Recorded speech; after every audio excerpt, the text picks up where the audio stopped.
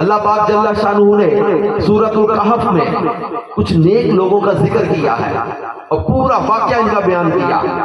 سورۃ الکہف غار والی سورت، اور اس میں اور بہت سے موضوعات ہیں، مگر یہ غار کون سی تھی جس کے نام پر سورۃ الکہف بن گئی؟ غار والی سورت، وہ سورہ مبارکہ، اس میں اللہ نے ان ولیوں کا ذکر کیا ہے. کون لوگ تھے کہ اپنا ایمان بچانے کے لیے چلے تھے. دقیانوس بادشاہ ظالم جو اس کے شر سے بچنے کے لیے مائیگریٹ کر کے چلے، ہجرت کر کے چلے، ایک غار میں پناہ لی. اب پیچھے خبر ہو گئی، انہوں نے کہا ان کے دروازہ جو غار کا منہ ہے اس کو بند کر دو. غار کوئی باقاعدہ کمرہ نہیں ہوتا. انہوں نے غار ثور کی زیارت کی ہے، غار حرا کی زیارت کی ہے. غار کے مینے کو سمجھے کہ پتھر ملے ہوتے ہیں، بیچ میں کچھ جگہ بنی ہوتی ہے بیٹھنے لیٹنے یا تھوڑا کھڑے ہونے کی، چھوٹے بڑے غار ہوتے ہیں. اب انہوں نے سوچا کہ اس کا منہ بند کر دیں. اب جو مستری تھے نا، جو غار کے سامنے دیوار بنانے والے تھے، بلڈر، معمار، ان میں ایک بندہ اہل ایمان میں سے تھا. اس نے ایک تختی پہ ان کا نام، ان کا واقعہ وہ لکھا اور چھپا کے دیوار کی بنیادوں میں رکھ دی. اوپر دیوار بن گئی. اب انہوں نے سوچا اندر یہ بھوکے پیاسے انتقال کر جائیں گے.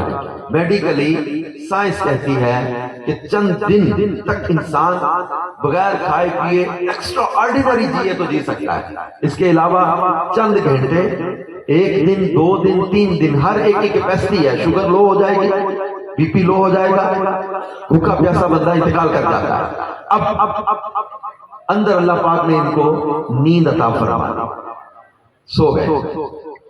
کتنا عرصہ سوئے رہے؟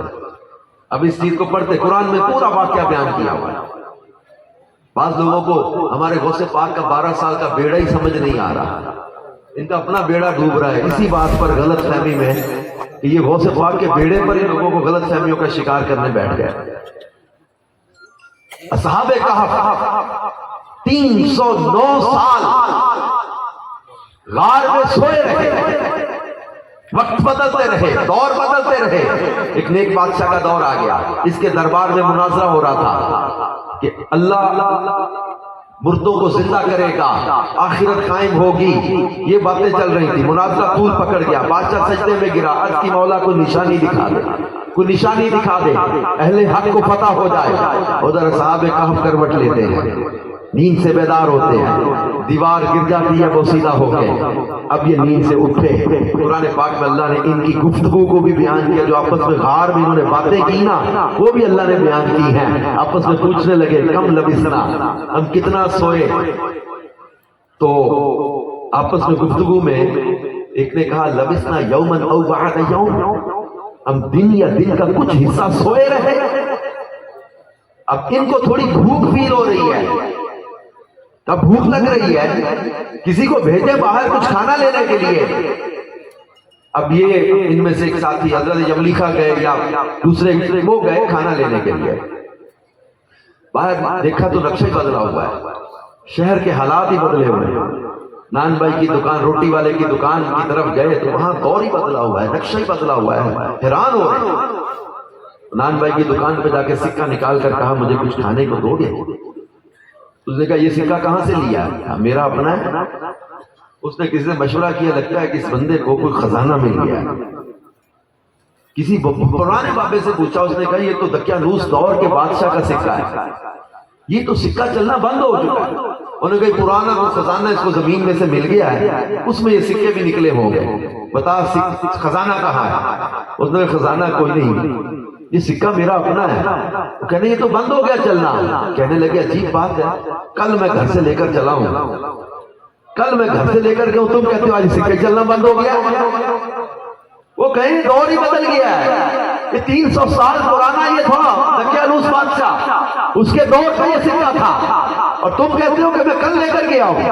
بات خبر آگے نکلتی گئی, بادشاہ تک بات پہنچی. انہوں نے کہا میرے ساتھی غار میں انتظار کر رہے ہیں. اب سارے لوگ آئے, دیوار گری ہوئی تختی کے نام اور ان کا واقعہ لکھا ہوا.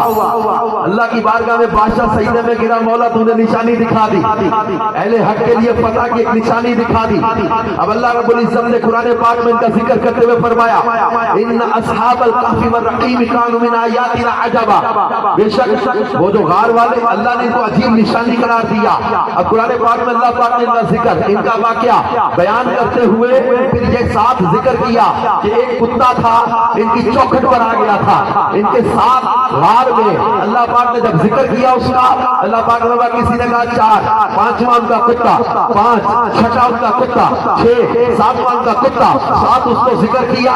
اور اللہ رب العزت نے پھر اس کتے کو نسبت کے ساتھ بیان کر کے فرمایا وَقَلْبُهُمْ بَاسِطٌ ذِرَاعَيْهِ بِالْوَسِيدِ, فرمایا وَقَلْبُهُمْ, علماء سے پوچھو کہ ہم کی ضمیر کس کی طرف جاتی ہے. قلب نہیں کہا, صرف کتا نہیں رہا, باہر گلی میں تھا تو صرف کتا تھا. قلبُهُمْ کی ضمیر ان ولیوں کے ساتھ نسبت کو بیان کیا ہے. قلبُهُمْ ان کا کتا, صرف کتا تھا تو آوارہ بھی کہا جا سکتا تھا. قلبُهُمْ ہو گیا اور اب اس کی اداؤں کو بھی بیان کر رہا ہے. قلبُهُمْ باسطٌ ذراعیہ بالوسید, ان کا کتا غار کے دھانے پر بازو پھیلا کے لیٹا ہوا ہے. اور تفسیر میں لکھا ہے قیامت کے دن اصحاب کہف کے کتے کو اس نسبت کی وجہ سے, اس وفا کی وجہ سے قیامت کے دن انسانی شکل میں متشکل کیا جائے گا اور ان اصحاب کہف کے ساتھ اس کتے کو بھی جنت میں داخلہ عطا کیا جائے گا.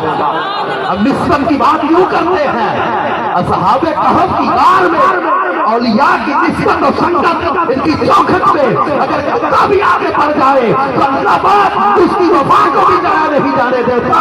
کیونکہ اگر مرید ہو کر, اگر مصطفیٰ کا امتی ہو کر, مسلمان ہو کر اگر کسی ولی سے, کسی پیر کامل سے, اپنے شیخ سے وفا کرے گا تو رب کائنات اس کی وفا کو کبھی ضائع نہیں جانے دے گا.